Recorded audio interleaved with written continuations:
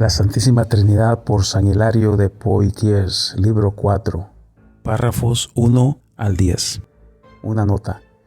San Hilario explica el razonamiento arriano de las Escrituras.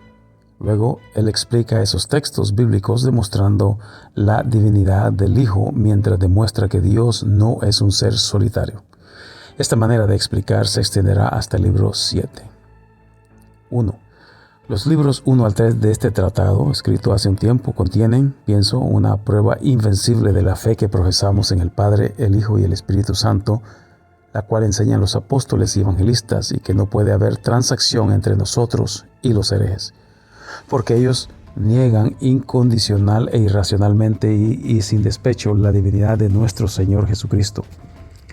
Pero todavía quedan algunos puntos que he sentido necesario incluir en este y los demás libros a continuación, para hacer ciertísima la fe al exponer cada una de las falsedades y blasfemias de ellos.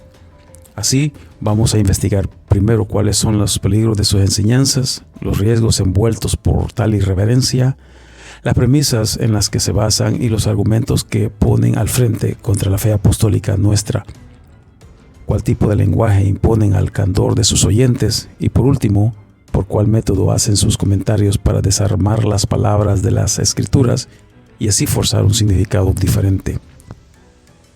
Todos sabemos bien que ni el discurso de los hombres ni las analogías de la naturaleza humana pueden darnos una descripción completa de las cosas de Dios. Lo inefable no puede someterse a los límites de lo definible. Lo que es espiritual es distinto de cualquier tipo de cosas corporales. Aún así, ya que nuestro tema es de naturaleza celestial, debemos usar ejemplos de la naturaleza y un discurso ordinario como vías para expresarnos. Sin duda, esto es una manera mundana respecto a la majestad de Dios, pero nos vemos forzados por causa de nuestra debilidad de intelecto, la cual puede usar solo circunstancias de nuestro mundo para enseñar a otros lo que entendemos. Esta verdad ha sido reforzada en el libro primero, párrafo 19. Pero lo repito, para que no podamos suponer o pensar que Dios se asemeja a cuerpos naturales o comparar seres espirituales con nuestros seres pasajeros. Así evitaremos pensar que tenemos seguridad en las analogías y solo consideraremos la apariencia externa de las cosas visibles como una pista para el significado interno de las cosas invisibles. Los herejes arrianos, que son precursores de los testigos de Jehová en nuestros días, dicen que Cristo no es Dios, es decir, que no ha nacido del Padre y que es Dios no por naturaleza, sino de nombre solamente. En otras palabras, Cristo ha recibido el estado de adopción, que consiste en darle un nombre, siendo el Hijo de Dios en el sentido en que muchos otros son hijos de Dios. También que la majestad de Cristo es una evidencia de la sobreabundancia de Dios. Cristo siendo Dios en el sentido en que hay muchos dioses, aunque admiten que en esta adopción y nombramiento de Él como Dios se muestra una afección más liberal que en la de los otros casos. Así, su adopción es la primera en el tiempo y por tanto es mayor que los otros adoptados como hijos, y también es el primero en rango entre las criaturas por causa de la grandeza del esplendor que acompañó su creación. Algunos agregan, por querer confesar la omnipotencia de Dios, que Él fue creado a la imagen de Dios y que Dios lo creó de la nada hacia su imagen, como otras criaturas, por la vía de ascensión. Así, el Hijo fue creado de la no existencia a la existencia por el poder de Dios, quien puede hacer de la nada algo que sea hecho a su imagen. Número 4.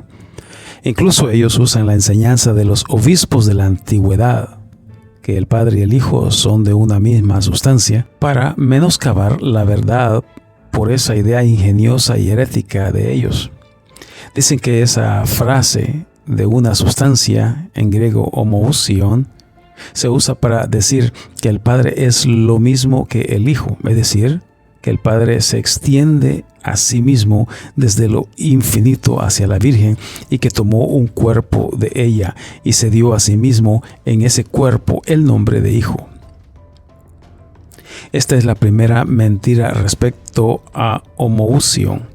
La siguiente mentira es que esa palabra, homoousion, implica que el Padre y el Hijo participan en algo antecedente a ellos y que eso es distinto de ambos. Dicen que cierta sustancia imaginaria o usía, anterior a todo, existía y fue dividida y distribuida plenamente entre los dos. Y esto prueba, dicen, que cada uno de ellos es de una naturaleza preexistente de sí mismo y que son idénticos en sustancia. Así condenan el verdadero significado de homoousion bajo la premisa que esa palabra no hace distinción entre padre e hijo y hacen al padre subsecuente en el tiempo respecto de aquella materia preexistente que tiene en común con el hijo. También se han inventado una tercera objeción para la palabra homoousion, es decir, que el significado, según dicen ellos, es que el Hijo deriva su origen de una participación de la sustancia del Padre, como cuando un objeto ha sido cortado en dos y es una porción separada. El significado de homoousion, dicen, es que la parte cortada de la otra mantiene la naturaleza de aquella de la cual fue cortada. Pero Dios, siendo impasible, no puede ser dividido, porque si el Padre se minimizara por división, estaría sujeto a cambio y resultaría que fuera imperfecto si su sustancia completa lo abandonara para residir en porciones cortadas de él. Número 5. Ellos piensan también que tienen un compendio de pruebas en los profetas, los evangelistas y los apóstoles respecto a su idea de que el Hijo nació en el tiempo. Dicen que somos incongruentes por decir que el Hijo ha existido desde la eternidad, y ya que ellos rechazan la posibilidad de la eternidad del Hijo, se ven forzados a creer que Él nació en algún punto en el tiempo. Pues si no ha existido siempre, hubo un tiempo en el que Él no existió. Y si hubo un tiempo en el que Él no existió, significa que el tiempo es anterior a Él. Así, si no ha existido desde la eternidad, es distinto de aquel que no tiene límites temporales.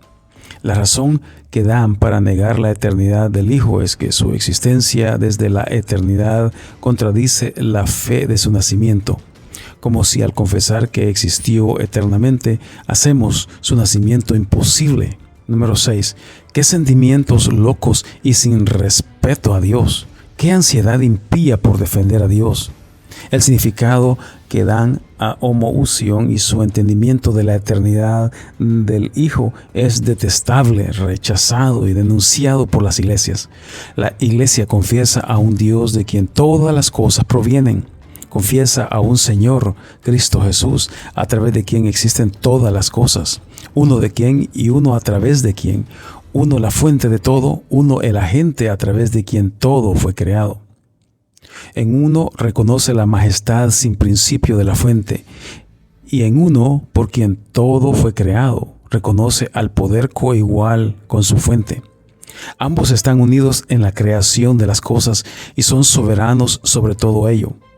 En el Espíritu Santo, la Iglesia reconoce a Dios como Espíritu, impasible e indivisible, pues la Iglesia ha aprendido del Señor que el Espíritu no tiene carne ni huesos. Lucas 24:39. Lo cual es un aviso para rescatarla de suponer que Dios, siendo Espíritu, pueda llevar el peso del sufrimiento y pérdidas corporales. La Iglesia reconoce a un Dios no nacido que existe desde la eternidad y confiesa al unigénito Hijo de Dios. Confiesa al Padre eterno y sin comienzos. Confiesa que el principio del Hijo es desde la eternidad. No que el Hijo no pueda tener comienzo o que pueda nacer, sino que el Hijo es del Padre, quien no tiene principio en el tiempo. No reconoce que el Hijo sea auto-originado, sino que el Hijo es de aquel que es no engendrado, y es desde la eternidad, nacido desde la eternidad, y recibió su nacimiento desde la eternidad, siendo el Padre su origen, quien es eterno. Así, nuestra fe está libre de dudas y argumentos de esas herejías perversas. Se expresa con palabras determinadas y términos conocidos por todos, aunque todavía no hayamos puesto al frente una defensa racional de nuestra fe. Aún así, para evitar que cualquier sospecha camine vagamente respecto al significado que los padres dieron a la palabra homoousion, Y respecto a nuestra confesión de la eternidad del Hijo, he puesto las pruebas por las cuales estamos seguros que el Hijo tiene la misma sustancia con la cual fue engendrado del Padre, y que la natividad de ese Hijo no ha disminuido la sustancia del Padre.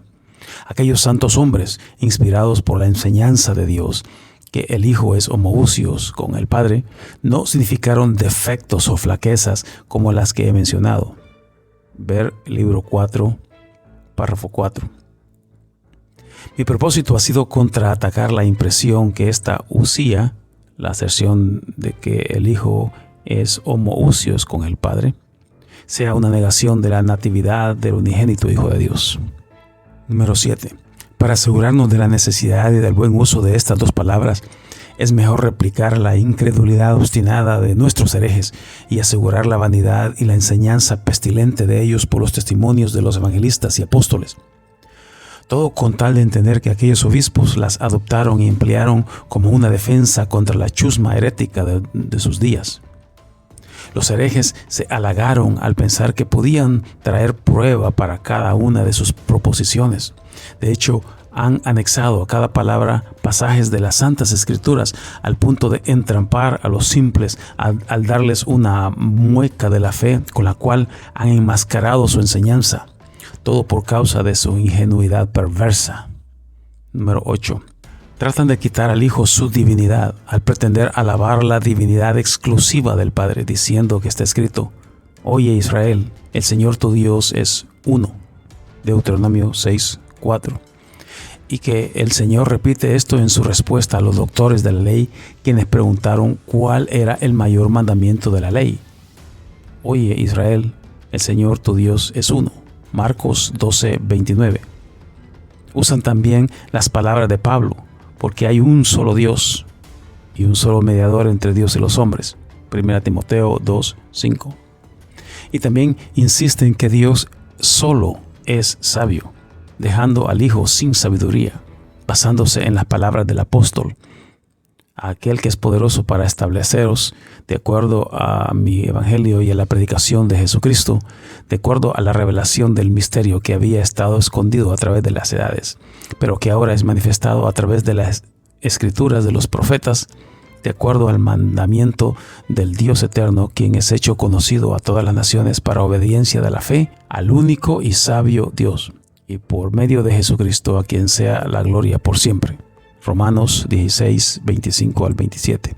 Alegan que solo Dios es verdadero, pues Isaías dice: se bendecirán en ti, el único Dios verdadero. Isaías 65:16. Y el Señor mismo da testimonio diciendo: y esta es la vida eterna, que te conozcan a ti, el único Dios verdadero, y a Jesucristo a quien has enviado. Juan 17:3. También razonan que Él solo es bueno, no dejando alguna bondad al Hijo, porque dijo: no hay bueno excepto uno, Dios. Marcos 10:18. Y también dicen que solo Él tiene poder, porque Pablo dijo: el cual a su debido tiempo lo mostrará a nosotros, el cual es bendito, al Rey de reyes y Señor de señores. 1 Timoteo 6:15. También ellos profesan seguridad que en el Padre no hay cambio ni variación, porque Él dice: yo soy el Señor tu Dios y no cambio. Malaquías 3:6. Y Santiago, dicen ellos, dice: en quien no hay cambio. Santiago 1:17. También se sienten seguros de que Él es el juez justo, porque está escrito: Dios es el juez justo, fuerte y paciente. Salmo 7:12. Y que Él cuida de todos, porque dice, hablando de los pájaros: y su Padre Celestial los alimenta. Mateo 6:26. Y también: ¿no son 2 palomitas vendidas por unas monedas? Pero ninguna cae a tierra sin la voluntad de vuestro Padre. Pero los mismos cabellos de vuestras cabezas están contados. Mateo 10:29 al 30. Dicen que el Padre tiene presciencia, o sea, un conocimiento anticipado de todas las cosas, como la Santa Susana dice: oh eterno Dios, que conoces los secretos y todas las cosas antes que sean. Susana, que es Daniel capítulo 13, versículo 42. Aseguran que Dios es incomprensible, pues está escrito: el cielo es mi trono y la tierra el estrado de mis pies. ¿Qué casa me construirán ustedes? ¿O cuál será el lugar de mi descanso?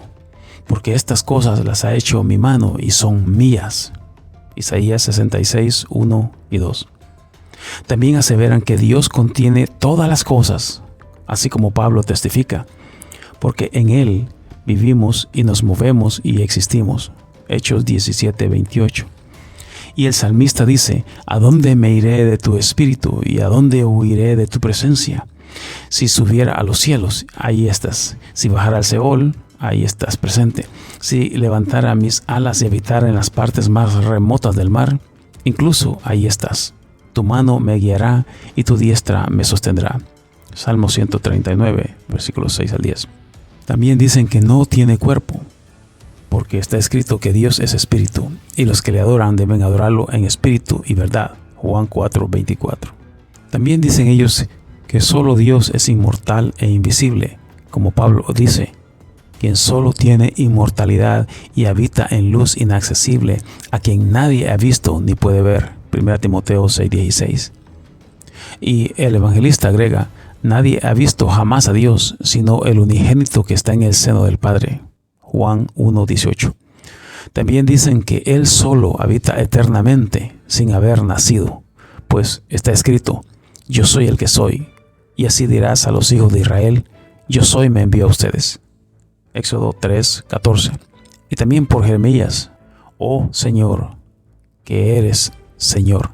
Jeremías 14:22 en la Septuaginta. Número 9. ¿Quién puede fallar en observar que estas palabras tienen interpretaciones fraudulentas y falsas de ellos? Han confundido las cosas y combinado los textos. La malicia y la locura de ellos son indelebles, con un esfuerzo laborioso de astucia y torpeza. Por ejemplo, entre los puntos de fe de ellos incluyen este: confiesan que el Padre solamente es no nacido, como si alguno de nosotros dijera que el Padre derivara su ser de alguna fuente externa. El mismo hecho que Él usa el nombre Padre lo revela como la causa de la existencia del Hijo, y que el nombre Padre no sugiere que Él provenga de otro, y nos dice claramente de quién proviene el Hijo. Dejemos que el Padre tenga sus propiedades especiales e incomunicables, confesando que en Él residen los poderes eternos sin comienzo en el tiempo. Nadie puede dudar que la razón de ellos es aislar al Padre en posición solitaria, es decir, que Él solo sea verdadero, justo, sabio, invencible, bueno, poderoso, inmortal, etc. Y enfatizan la palabra solo, único en sentido numérico, solitario, para enfatizar los atributos del Padre, queriendo así eliminar al Hijo de tener esos mismos atributos. Ellos dicen: Dios no tiene compañero que comparta sus atributos. Y si suponemos que estos atributos residen solamente en el Padre y no en el Hijo, entonces debemos creer que Dios, el Hijo, no es verdadero ni es sabio, y que tiene un cuerpo compacto de elementos materiales visibles, propenso a la enfermedad y vacío de toda inmortalidad, porque es claro que nosotros lo excluimos de todas estas cosas. Número 10. No tenemos ningún temor por darles ocasión a imaginar que la abundancia de palabras al hablar del Hijo es una detracción de la gloria del Padre, como si cada alabanza asignada al Hijo haya sido sustraída del Padre. Sin embargo, nos proponemos discurrir de la majestad perfecta y de la divinidad plena que tiene el unigénito Hijo de Dios, pues la majestad del Hijo es gloria para el Padre. El que viene de la fuente gloriosa debe ser digno de tener la misma gloria. El Hijo tiene lo mismo del Padre por la virtud de su nacimiento. El Hijo comparte toda veneración ofrecida al Padre por causa del derecho de paternidad. Así la acusación de ellos de que nosotros disminuimos el honor del Padre es puesta en silencio, porque toda gloria inherente en el Hijo refluye a la gloria del Padre que engendró al Hijo en esa gloria plena.